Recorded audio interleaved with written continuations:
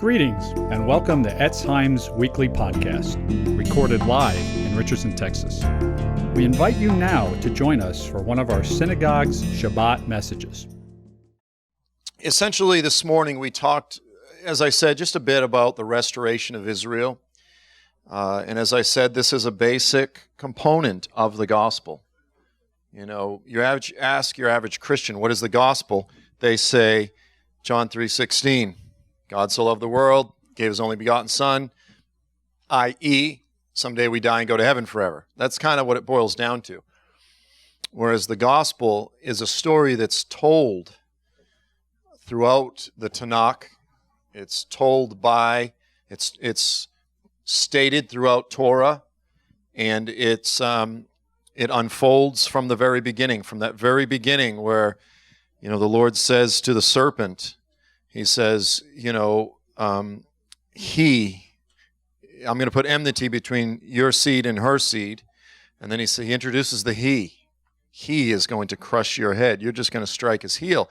He introduces the concept of the Messiah. We don't know much about him from that verse, Genesis 3:15, but then the Lord begins to expand it. We just know from that verse he's the one that's going to crush Satan's head. That's all we know. He's the crushing one. But then it moves forward. You have places like Numbers 24, the story of Balaam and Balak. And through Balaam, the Lord speaks. And Balaam speaks to Balak, who's the king of the Moabites. And he says, behold, I see him, but he's not near.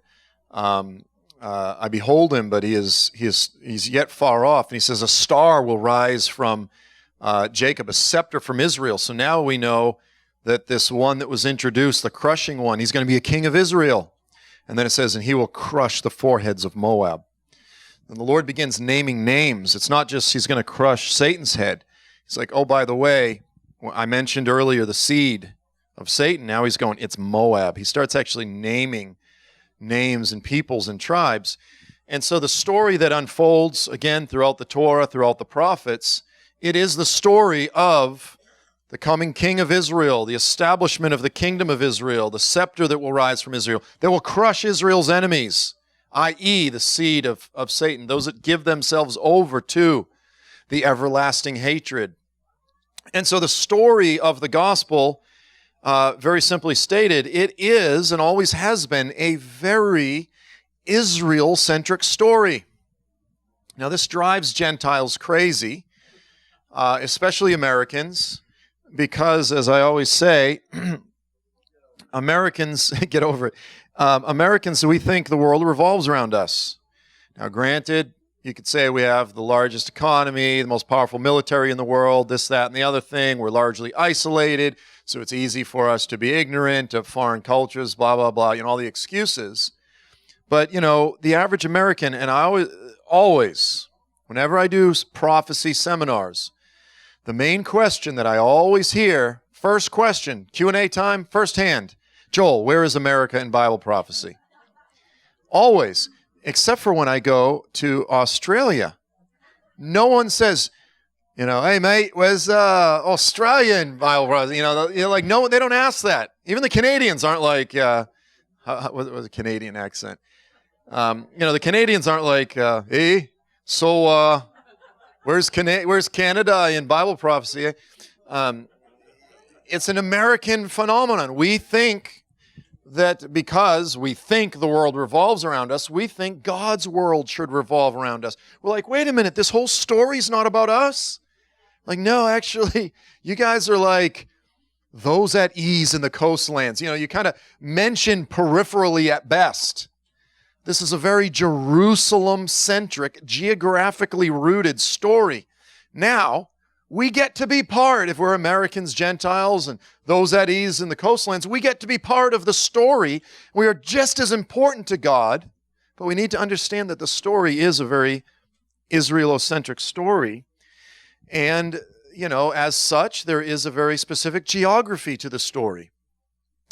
And so it really makes sense that the primary nations, the primary peoples, the primary tribes, that the Lord is repeatedly naming, referring to, calling out, that will be the primary recipients of his judgment in the day of the Lord when he returns to vindicate his people, are the nations today, the peoples that fill primarily the Middle East and North Africa, Muslim majority nations. And you go throughout the prophets over and over and over again. Now you could say, well, that's because that's the biblical worldview, and that's true to a degree. And should we thus infer that the Islamic world is the only part of the world that will be judged? Of course not. But I would argue that we should emphasize that which the Scriptures emphasize. And where the Scriptures are silent, we need to be very careful. I believe all the nations, before the return of Jesus, will turn against Israel. But that's not to say that there is not a head of the spear, if you will, a primary emphasis. And that's not a mistake. The Scriptures don't emphasize this part of the world by mistake. It just so happens this is a part of the world that also happens to be the primary womb of anti-Semitism. Does this mean that the Lord does not love Muslims? Absolutely not. This would be the biggest mistake that we could make by observing the overwhelming emphasis that the Lord places on the Muslim nations, assuming that he's at odds with them. It's very simple. Whoever allows their heart to embrace hatred of the Lord and his people, the Lord will judge. And, every human heart is susceptible, but this just happens to be the part of the world where the ideology, where the very religious system provides plenty of fuel and fodder for that everlasting hatred. And so our attitude as Americans or those living in the United States is not to have an us versus them mentality. It's to have a mentality that says, Lord, I should be in hell. Have mercy on them and do for them what you did for me, which is have mercy on them. Lord, open their eyes in the same way that you opened my eyes, in the same way that I was shown mercy, and you revealed yourself to me despite, in my case, the Lord didn't look down from heaven one day and say, man, this little loser from South Boston is a really good drug dealer. I need him. I really need him for my kingdom. No, he said, I'm going to have mercy on this pathetic little loser who deserves to be in hell, and he had mercy on me. It's just that simple. And so I don't look out and say, oh, well, this Muslim over here has been raised under the ideology of hatred and everything he's ever known is hateful. Therefore, the Lord needs to judge him. That would be to show a lack of gratefulness for what he showed me. My response as a follower of Jesus who has a heart of God is to say, Father, I cry out, make your enemies into your friends, because that's what you do. We serve a God, we serve a Father who loves his enemies. He sent his very heart into the earth to be mutilated by his enemies because he loves his enemies, and then he turns his enemies into his children and he adopts them as his own, right? And so it's a very important thing that as we discuss this issue of what I call the Islamic end-time theory, the idea that the Antichrist, his religion and his empire will come out of the Middle East and North Africa, out of the Islamic world, and not the traditional European revived Roman Empire kind of idea, which is a very Western-centric kind of perspective. The United States largely traces its history through Roman Empire, Europe, and so we kind of have this, well, of course, that's the most important thing. Like, God's version of history has to line up with ours. No, it does not. We have to conform our understanding of history in the center of the world based on his perspective. But as we lay this out, it's essential that we don't receive it wrongly. This is not about fomenting hatred, tribalism, us versus them, superiority. It's about understanding the plan that's unfolding, and then in the midst of it, saying, how can we participate with your Son in bringing about the redemption of all the earth and the reconciliation of people from every tongue, tribe, people, and nation. Now, in this larger discussion concerning the end times, in this debate, if you will, which seems like a silly debate, Is the Antichrist going to come from here or there? To a degree, it's like, who cares? I know where Yeshua is coming from and where he's going. That's much more important.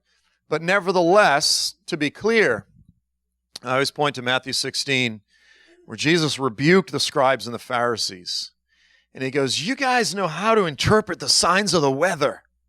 You say at night, the sky is red, it's going to be fair weather tomorrow. He says, but you don't know how to interpret the signs of the times.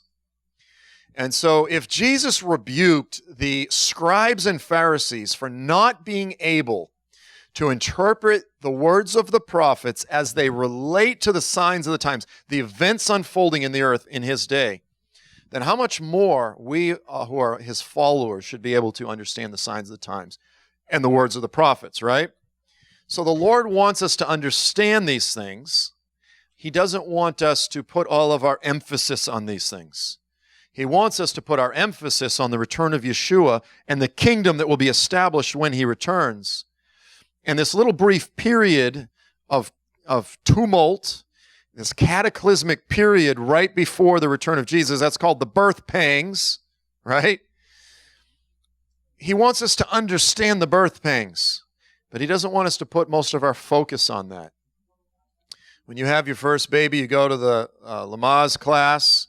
You learn how to breathe your way through the birth pangs. But you don't say, honey, 3 more months until the birth pains. You're going 3 more months until the birth. You know there's birth pangs. That's part of the equation. We want to know how to breathe through them. We want to understand them, but we don't want to put all of our emphasis on those things. But much of the church just says, well, don't bother at all. No, that's not the right response. The right response is to understand them, yes, but then focus on the age to come. Focus on the real stuff that lasts for more than a brief 3.5 or 7 or 3.5 years, right? So the primary passage that comes up in this discussion, because it's one of the foundational Old Testament texts that lays, as I said, the foundation, the pillar for understanding so many other texts, is Daniel 2. And this is the story of Nebuchadnezzar's dream and this massive statue that he sees. And so very simply, Nebuchadnezzar, of course, was the king or the emperor of the ancient Babylonian Empire, all of Mesopotamia. Think modern-day Iraq, much of the Middle East, sweeping all the way over to Israel, extending down a bit, even into control over Egypt. And this mighty emperor goes to bed and has a dream, and he's greatly disturbed. And now try to picture this scenario. Picture a room that's probably, 5 times higher than this room, probably 10 times bigger, where the king sits up on this throne that's intended to be purely intimidating. This massive looming, throne room, and he calls forward his wise men, and he says, okay, guys, I had a dream. And they're like, okay, tell us the dream. We'll give you the interpretation. He goes, no. You tell me what the dream was. And then if you give me the interpretation, I'll know it's legit. And they're like, we're dead. We're dead. They're just standing before this guy, and they're just like, who can do this? Hard magic, And then they go, wait, they huddle together and they go, we have an idea. There's this guy named Daniel, and he's one of the Hebrew exiles, and he's really gifted in this stuff. Let's slough it off on him. So they say to the king, King, this is a hard thing you ask, but they said there is an exile among the Hebrews. He's gifted in these things. Why don't we call him forward? And he's like, let's do it. So this is basically where we pick up the story. Daniel comes before the king, and he says, let it be known, O king, that there is a God in heaven, and he reveals these things to men. And then he says, give me a night to sleep on it. And he goes, deal. Nebuchadnezzar says, okay, you have a night to sleep on it. The Lord's going to reveal it to me. And I'm sure Daniel was nervous. I'm sure Daniel was like, no problem. I'm sure he was like, I have to figure out this guy's dream. Otherwise, and this is probably later in his life. And he goes to bed, and the Lord reveals the dream, and he sees the dream. Now he's standing before the king, and this is where the story picks up.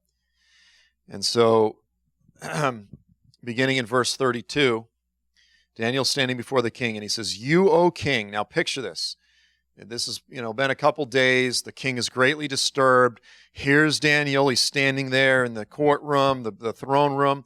He says, "You, O king, were looking, and behold, there was a single great statue." Boom. He has the king's attention. He's like, "What? How did he know it was a statue?" And that's profound. The word of the Lord, when you listen, you step out in faith. I have a friend who I haven't talked to him in years. I knew him back when he was like 20. And he's a pretty gifted guy, prophetic, and he was in Australia. And I just watched the video because someone sent me the link, and I was like, wow. And he gets up in a room full of people, and he goes, "Okay, guys," he goes, "I'm just going to say this." He goes, "There's no easy way to say it." He goes, "But I just felt like the Lord gave me this word, and Lord, I just hope this is right." And he said, "But I got the word polka duck." Polka duck. He's like, "Does that mean anything?" And this couple stands up, and they said, "Our business is called Polka Duck." He's like, "What in the world is this?" And they come forward, and he prophesies to them. And Daniel, in the same way, he was sweating it. He's a prophet of God, but the Lord never does anything without requiring faith. When we trust him, you'll be amazed at the things that he'll do. And I'm kind of one of these guys that strikes out all the time. I was at a university recently, and we were sharing, witnessing, and we would just go up to people and just try to break the ice and say, "Hey, we're just showing care to the community. My name's Joel. Is there anything that I can pray for you about?" And I saw this lady limping, and I walked up and said, "Hey, how are you?" She said, "Good." I said, "My name's Joel." I said, "Listen," I said, "we're just out showing care to the community. Is there anything I can pray for you about?" She goes, "Why?" So, "Well, I saw you limping. Maybe I could pray for you." And she goes, "No, thank you very much. I was born this way. I'm good, but thank you very much." And I was just like, well, can I pray for you for the wounds that I just inflicted? It was just like, Lord, what? I'm just the king of strikeouts when it comes to that. But something? You keep doing it, because you might strike out 4 or 5, and you just acknowledge, like, I'm really sorry. My wife has long-term medical issues. I know what it's like to, people are like, "Honey, have you worked on the bitter root?" And you're just like, "Shut up," like, shut up, get out of my face. I've been praying for this for 25 years. I've dealt with, anything there is to deal with. I've dealt with it. I'm still sick. Just please have compassion on me, That's a side issue. But even Daniel, it required him to step out in faith. Don't think, well, this was easy for the prophet Daniel. The next time the Lord moves on you to do something, just step out in faith and humbly just go, "Does polka duck mean anything?" You know what I mean? It's going to be weird. And hopefully it'll be something a little less awkward so you can at least roll with it if it doesn't work out. "Oh, because I was just thinking maybe you like polka and ducks." I don't know. So no getting out of that one. So here's Daniel. He's before the king. He says, "You saw this great statue, and that statue, which was large and of extraordinary splendor, standing in front of you, and its appearance was awesome." He immediately has the king's attention. Complete attention. It's moving forward. Wait, let me just check something. Oh, okay. Verse 33 through 35, the next slide. Daniel says this. He says, "The head of that statue was made of fine gold." So this is, again, now he starts describing it in detail. So get this in your head. The head is made of fine gold, refined, pure gold. Its chest, its breast, and its arms are made of silver. And then its belly and its thighs are made of bronze. And its legs are made of iron. So you now have 4 segments, the legs being the 4th segment. And then the 5th segment is its feet are partly of iron and partly of clay, a mixture. Some of it's iron, some of it's earth, clay. He says, "You continued looking until a stone was cut out, not with human hands." It's hard to imagine what this is. This massive stone is cut out, not with human hands, and it strikes the statue on its feet of iron and clay. Now, please get this. It crushes the feet. It doesn't hit the statue in the stomach and just, like a bowling pin. No, it hits the feet specifically, and it crushes them. Then, the next verse, this is probably verse 34. Then the iron, the clay, the bronze, the silver, and the gold were all crushed at the same time. And they became like chaff from the summer threshing floor, and the wind carried them away. Not a trace of them was found. So picture this. The stone hits the feet, and the whole thing disintegrates. It's like it works up in the whole statue, but it's the feet that are struck all the way up to the head. Babylon, well, we'll get into all of it's destroyed, and it blows away, and there's nothing left. It's like dust. On the other hand, the stone, it grows, and it becomes a great mountain, and it fills the whole earth. Amen. The statue fills the whole earth. Now, here's a picture. If you've read any of the prophecy books, you've seen this a dozen times. And this is the traditional view of the four kingdoms. Because Daniel goes on and explains that the various segments of the statue represent different kingdoms, different empires. And so he says, as we'll see, you, O king, are the head of gold. And he says, the God of heaven has given you power and authority and all this. So the head of gold is the Babylonian kingdom. And then after it, he says, after you will come another kingdom. That's the chest of silver, the chest and arms of silver.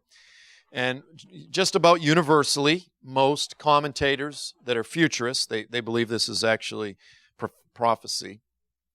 They say that refers to the Medo-Persian Empire, which is an empire where the Medes and the Persians sort of combined. In modern terms, this would sort of be like Iran and the Kurds, the Medo-Persian Empire.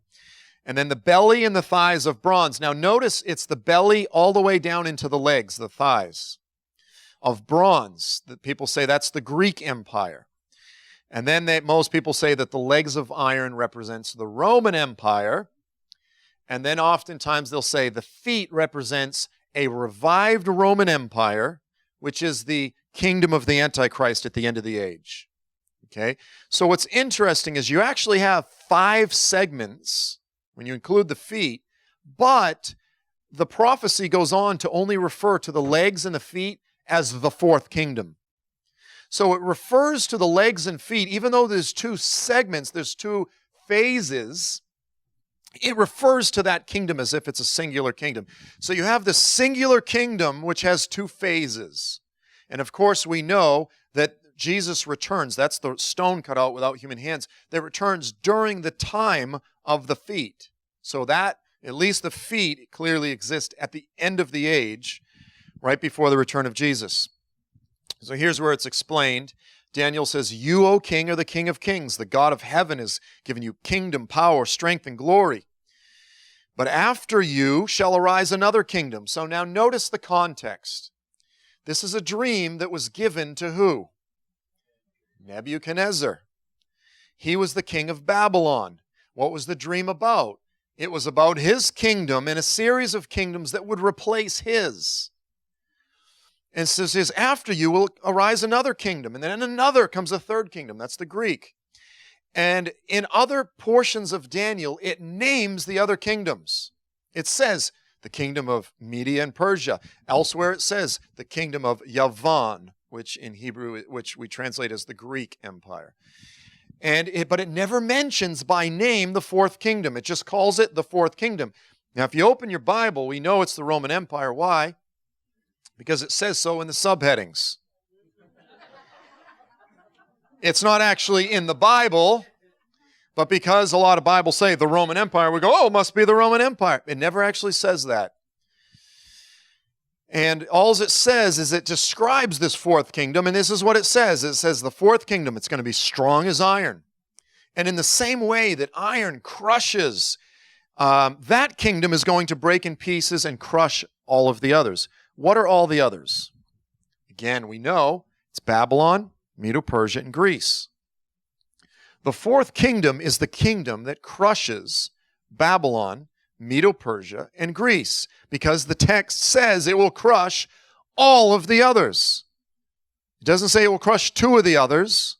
It doesn't say it will crush one of the others. It says all of the others. And there's only three. It will crush all of the others. Now in verse 40, it goes on and it describes the kingdom similarly. It says, the fourth kingdom shall be as strong as iron, inasmuch as iron breaks in pieces and shatters. That kingdom will break in pieces and crush all the others. So this is the first verse that we need to look at and say, does the Roman Empire really fulfill this criterion? Because this is the scriptural, we have to filter our perspective through what the scriptures say, not just what tradition tells us. Most people believe this. All the cool kids at school believe this. No, we don't, form our view of scripture based on what's popular or common. Tradition is very important. Tradition. But there are times when tradition needs to be challenged or reconsidered. Very humbly, but there are times that tradition, it's a very important thing to the Lord, but by the same token, if we're not careful, unchallenged tradition can become calcified ideas that can get in the way. So here's a map. So what I did here is here's a map of the whole, you've got all of Europe, North Africa, Arabian Peninsula, Asia, and this here is the intercontinental fissure that runs through. This is not creationism class, so I can get stuff like that wrong. But here is what I did is here's sort of the ground zero, if you will, the context, the geographic context of where the dream was given. The Hebrews were in exile in basically Iraq, Babylon. The dream was given to the king of Babylon. Now the blue, that's basically the Babylonian Empire at the time. And I just kind of drew a circle. That's just ground zero, several hundred miles. The epicenter, several hundred miles in every direction. Or that, I guess that would be about 300 or 400 miles in every direction. And that just shows us. So here's the Babylonian Empire. Now after the Babylonian Empire, it says, after you will come another kingdom. Came the Medo-Persian Empire. It's not just the Persian, Medo-Persian. And they, of course, these three dots are just the capitals of the Persian Empire. They swept from their capitals across. They took Babylon. We know the story. It's in Daniel. They swept all the way across Asia Minor, that's Turkey, and they went right up into modern-day Bulgaria, Romania, Macedonia, and all the way up into Europe, And, we have all these, the gates of Vienna or whatever, as the Ottomans pushed up. But, long before that, Middle Eastern empires were, boom, making their way into Europe. And clearly the Persian Empire is the empire that came after the Babylonian Empire. Clearly this is the chest and the arms of silver. Well then, coming from basically the Balkans, you could say Greece. Greece, by the way, in ancient times, let's see if I can, it actually spanned both sides of the Aegean Sea. So it included the west coast of Turkey, of the Kingdom of Lydia. It included this area over here, as well as the Balkan, the Macedonian side. It was not just modern-day Greece proper. It was sort of both. And Alexander came forward from there and swept across in lightning speed, defeated the Persians. And so he extended all the way to India. I mean, this thing was huge, down into Egypt, a massive, massive empire. Well, how many, let's see, we got a few. How many people here watched Sesame Street growing up? To some degree. Do you remember this, or your kids did? Remember the little thing where they used to do where it would go like, one of these kids is doing his own thing. And so they would have like the split screen in 4, and they'd be like a kid throwing a football, and another one's maybe throwing the ball in his mitt, and then another one here's tossing a ball, and then another kid's doing a jump rope, and it would say, one of these kids is doing his own thing, one of these kids is not like the others or whatever. I don't remember. And basically, The reason I wanted to put these maps up is because you have Middle Eastern Empire, and then a Middle Eastern Empire that comes, and then another one that it comes from Europe, but it's mostly a Middle Eastern Empire. And then all of a sudden you get to the next slide, and it's the Roman Empire, and it's one of these kids is not like the others. Everything shifts to the west. It's this very European empire. Now, let me do a little bit of history. The Roman Empire, for the most part of its history, came in a little bit from the west coast, this modern-day Israel. This whole area up there, that was called the Armenian province. And that province of Armenia, so come down where it says Pontus, right about there and come down and then work your way down the coast. That was the Roman Empire throughout most of its history. There was one little brief period. Say the Roman Empire lasted for about 1,500 years, depending on where you figure the Roman Empire dissolved. In AD 116, the Emperor Trajan came down the Euphrates and then the Tigris, and he made it to the ancient ruin of Babylon. And what he found, he said, was a ruin. He was very disappointed. And they established a garrison there because Trajan wanted to be the next Alexander. He wanted to conquer all of that area, but within a couple months after getting there, he had a sunstroke. Most historians say he had a sunstroke. He withdrew and died, and then his successor was his general Hadrian, and immediately, once that happened, they pulled out of that whole area up there that was Armenian province and the Babylonian province, which they literally held for a few months, and they withdrew. And so that easternmost border of the Roman Empire pretty much throughout most of its history kind of hugged that west coast and went up there. And so this is the difficulty is you go, well, what's the easternmost extent of the Roman Empire? Most of the time it was less than what you see there. There was that brief little few months where it came down. Now, even if you just added in, that little finger coming down the Euphrates and Tigris to Babylon, that little Babylonian province, even if you include that in the most eastern extent of the Roman Empire, you go, okay, according to the text, according to the scriptures, did the Roman Empire crush all the others? Is Ali still here? Did Ali leave? So our friend Ali was here, Persian guy, Iranian guy. Did the Roman Empire crush Persia? No, it didn't. I talked to my Iranian friends. Did the Roman Empire crush you? No, because at the time of the Roman Empire, over here, you had what was called the Parthian Empire. They were largely sort of a nomadic people. They moved around a bit, and the Romans could never defeat them. This was the great empire, the forgotten empire that the Romans could never defeat. The Romans would come down with their mighty armies, and the Parthians would basically use guerrilla warfare. They would just withdraw. The Romans would set up their little garrison. They would start picking at them with their archers. And the Romans could never get a serious foothold in the Parthian Empire. The only time is under Trajan, and then again they withdrew. It was just within a matter of months. So, and the Parthians were a Persian people. They were sort of left over from the previous Persian Empire. It was almost like an extension of life of the Persian Empire. And so you just ask this basic question. You just begin with Daniel 2, verse 40.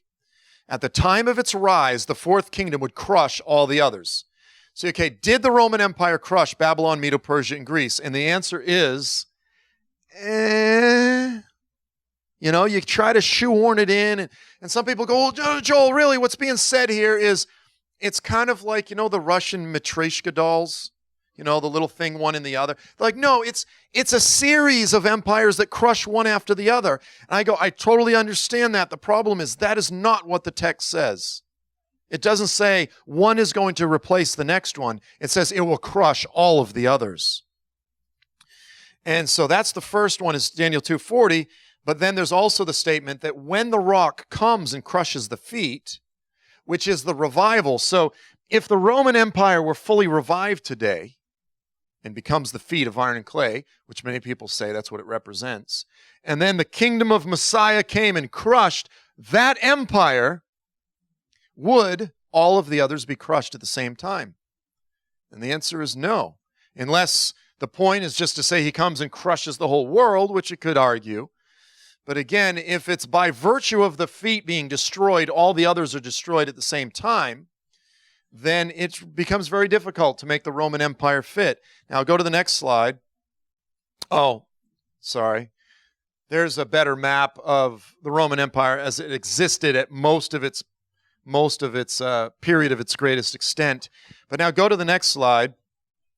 This is the areas dominated and conquered by Islam.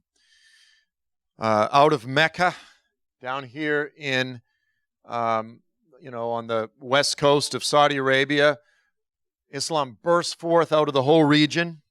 Oh, thank you very much. I'm short. The Lord called me into, I know the Lord called me into ministry. This thing is also, pay attention. This Catholic nun activity here. Put your hand up. This thing. Whoosh. Oh, listen. I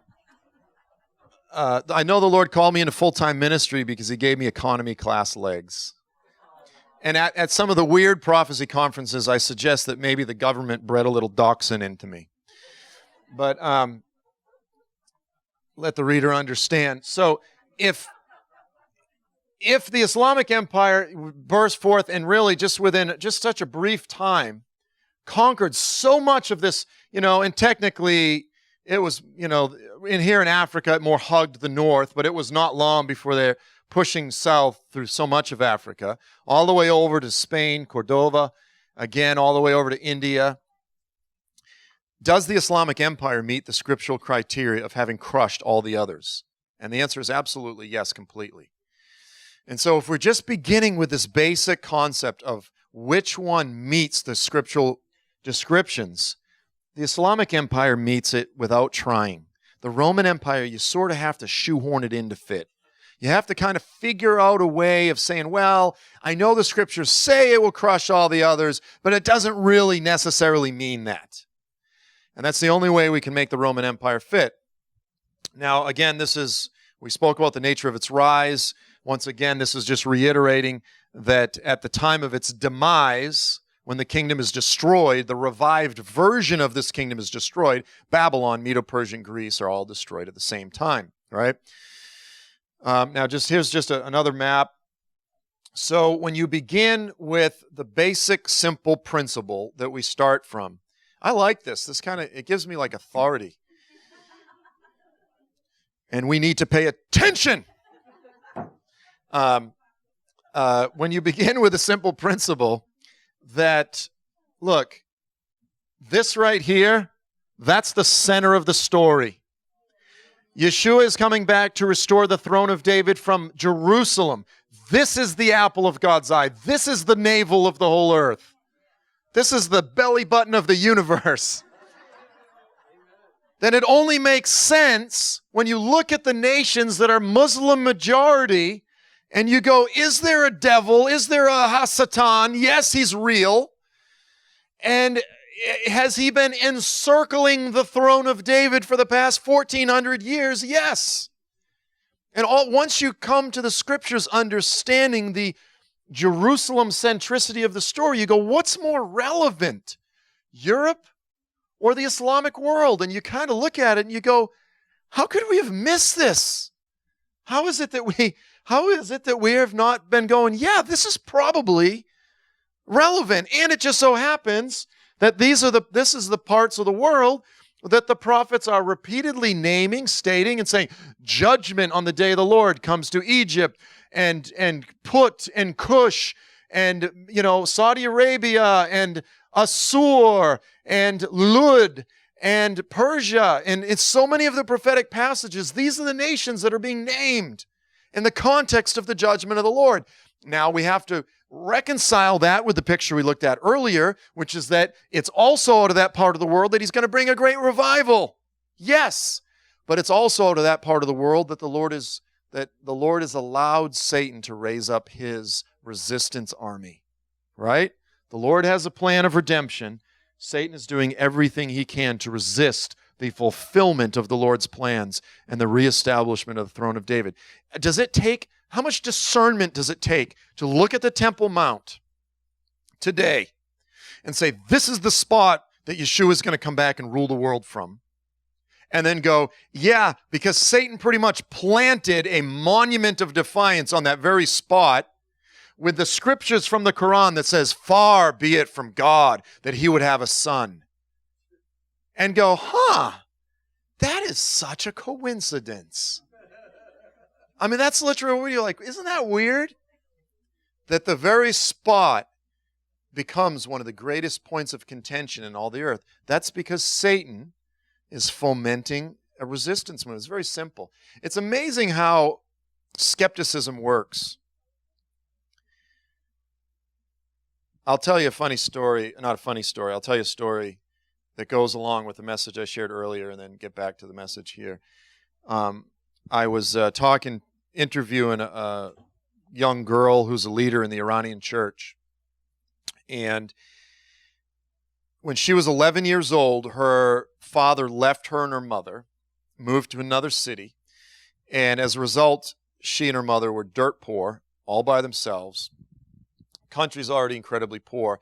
Now, in Iran, the past 20 years or so, if a woman does not have a male covering, father or husband, and she wants to get a job, quite frequently it will mean that she will be abused by her boss, almost as kind of a internship. Maybe after 6 months, then he'll decide if he wants to pay her or not. So a lot of women say, why should I do that when I can just become a prostitute and just get paid right away? I mean, this is how desperate it can be. And so this young girl's mother was very devout, and so she wouldn't get a job. She didn't want to submit herself to that, so they lived in complete poverty. At age 13, a couple years after the dad left, the mother was diagnosed with cancer. And the girl just said, she said, we went from being poor to being very poor. And now this girl was very devout. The family was very devout. They used to pray. She used to pray for her mother to get healed. She used to go to these shrines, pray sometimes 8 hours a day, praying to the imams, which are the successors of Muhammad, for her mother to get healed. She would go to those little sort of fortune tellers that are common in Iran. She was willing to try anything.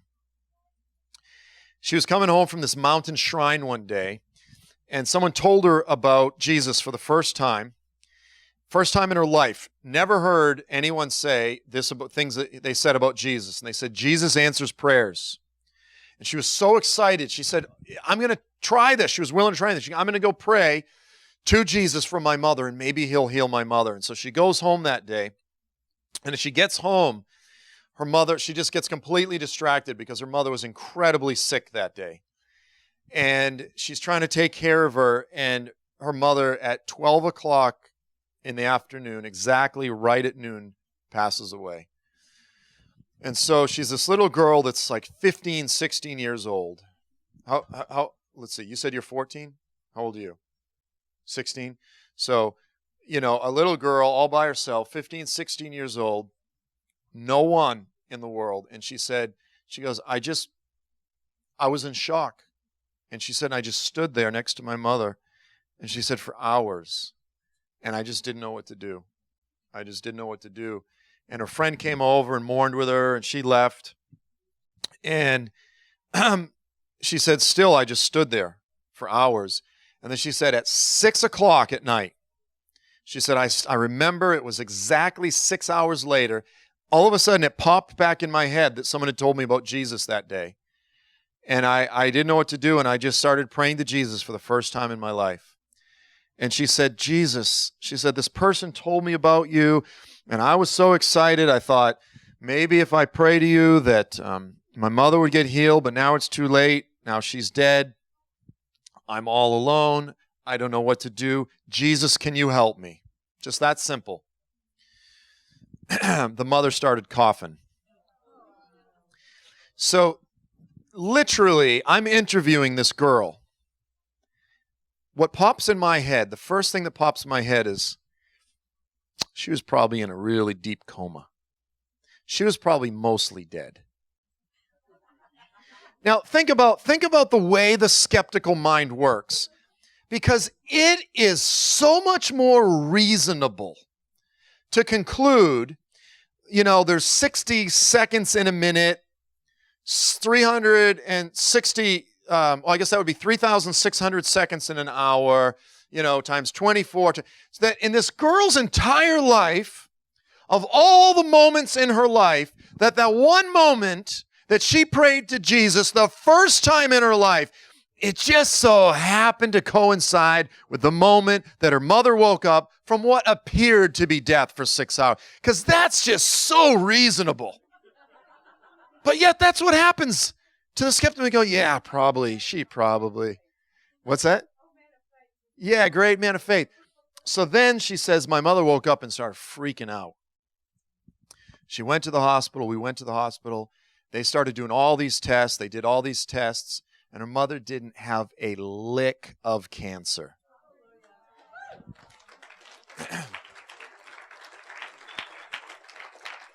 And her mother are full-time evangelists in Iran. That's all they do. They go around, share the gospel. 10 years later. And, I said to her, I don't know if I have any of the film. You can actually watch the film online for free. It's called Sheep Among Wolves. And it's kind of hard to find on YouTube. You can find it. And I said to her, so what do you do? Every day you're going out and witnessing. You could be caught. You could be tortured. You could be killed. And she said, suffering is a part of what it means to be a Christian. And she said, and it would be an honor if I could experience part of the Christian life. And then she said, and God is worth it. And the people that are going to hell are worth it. And it was just, everyone in the room was just holding back tears, and just this, young, courageous, young woman filled with the Holy Spirit. But anyway, I just say that to say it's just funny the way the skeptical mind works. It thinks it's so much superior. Oh, I'm sure you people think that probably she was dead, but I'm sure there's a scientific explanation. No, you moron! You know what I mean? It's just weird the way. I just had to make that point. Back to the message. Sorry for the diversion. I got to sprinkle a little bit of my ADHD on you, but not on you, but let you taste it. Back to this issue. So again, we understand the Israel centricity of the story. We begin there, and we're looking at Daniel 2. Now, let's look at some other internal textual criteria. Verse 43, it says, just as you saw, now it's talking about the final kingdom, the feet.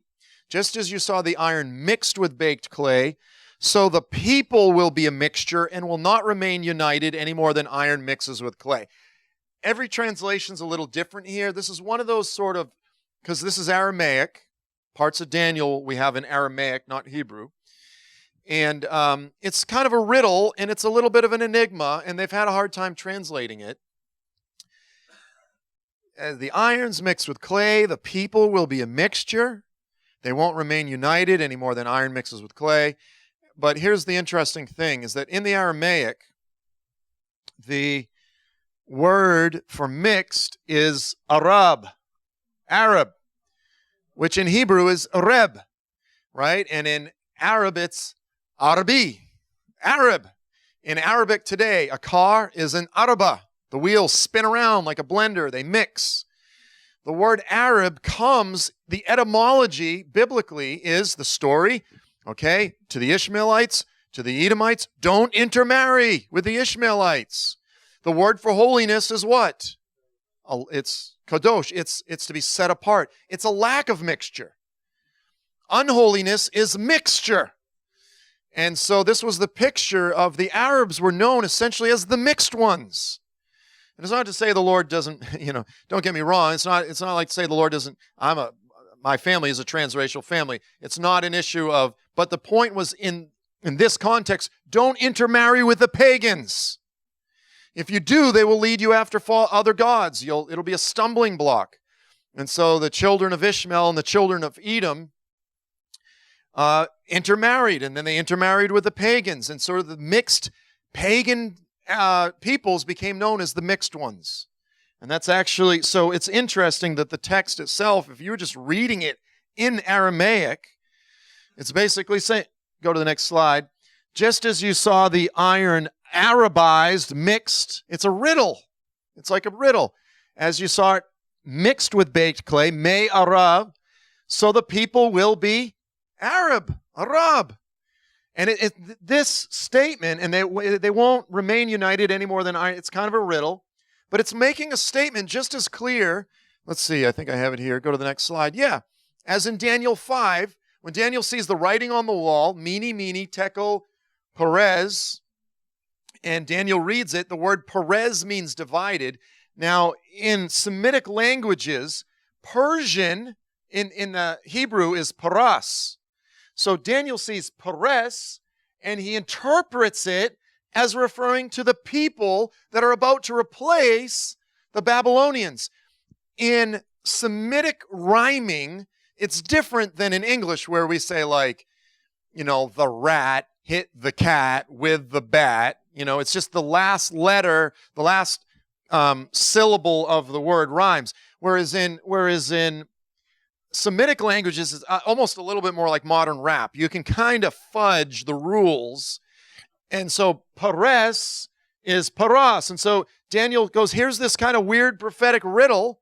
And he goes, mene, tekel paras is like, it would sort of be translated as 50-50 dollar divided.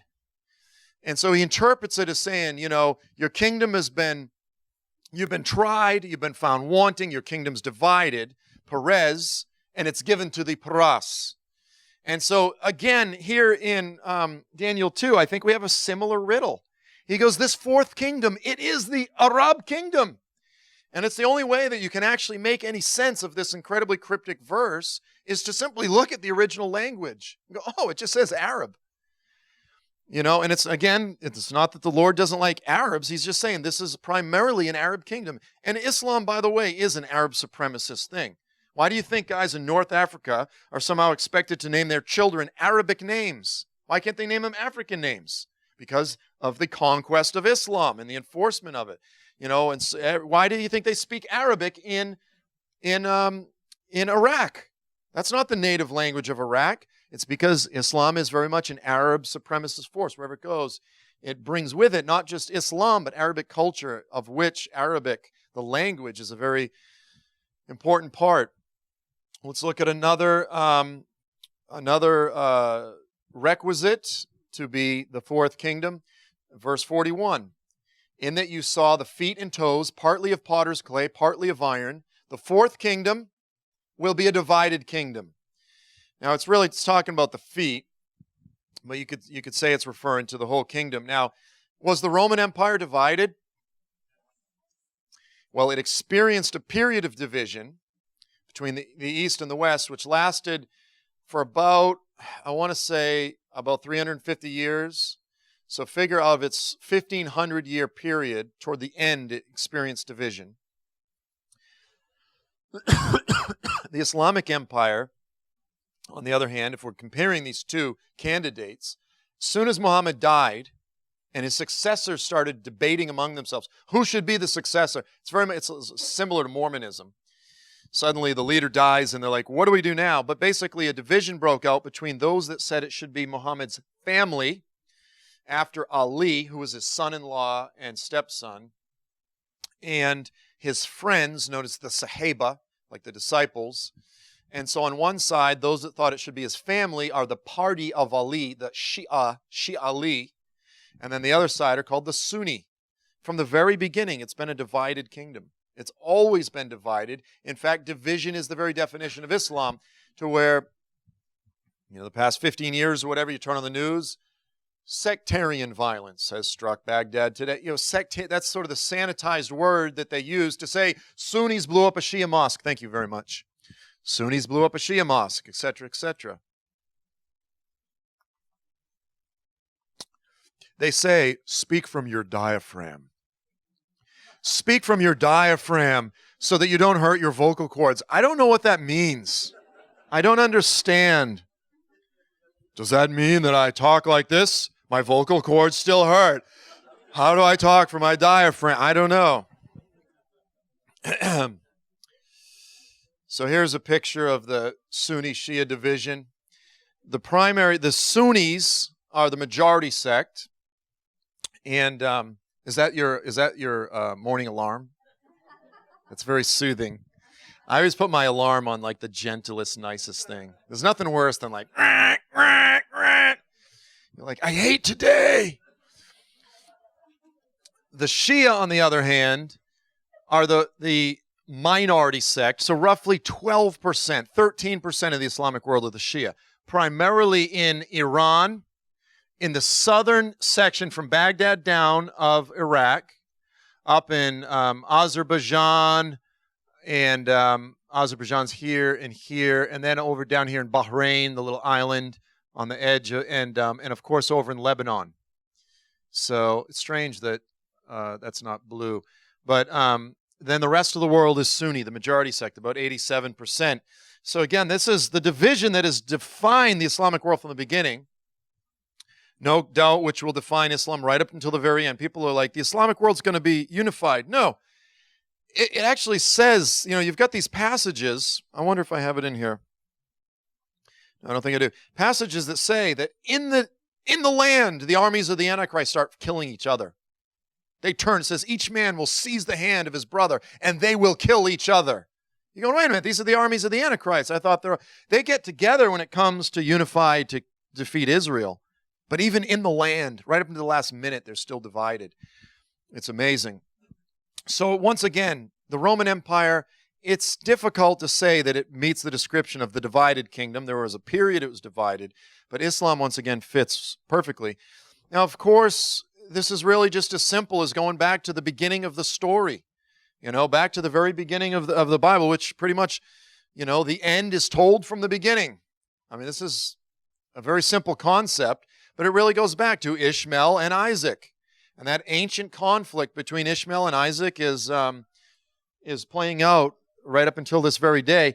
And then this is where it actually says, it prophesies concerning Ishmael that he will be against everyone, and everyone's, in other words, the guy's going to be divided. His whole he's going to be a mighty nation, but he's going to be divided against himself, and everyone's against it. There's the famous statement by the Harvard, Samuel Huntington wrote a book called The Clash of Civilizations. He makes this famous statement where he said, all of Islam's innards are bloody, and so are all of its borders. In other words, they're at war with each other. They're at war with everyone they bump up against. And of course, the Muslims, what they always say, because the Muslims say the Jews corrupted the Bible, they always look at this verse, wild donkey of a man, and they're like, oh, those Jews. Those Jews put that in there. Because everyone knows we're not really divided. That's crazy talk. We get along with everyone.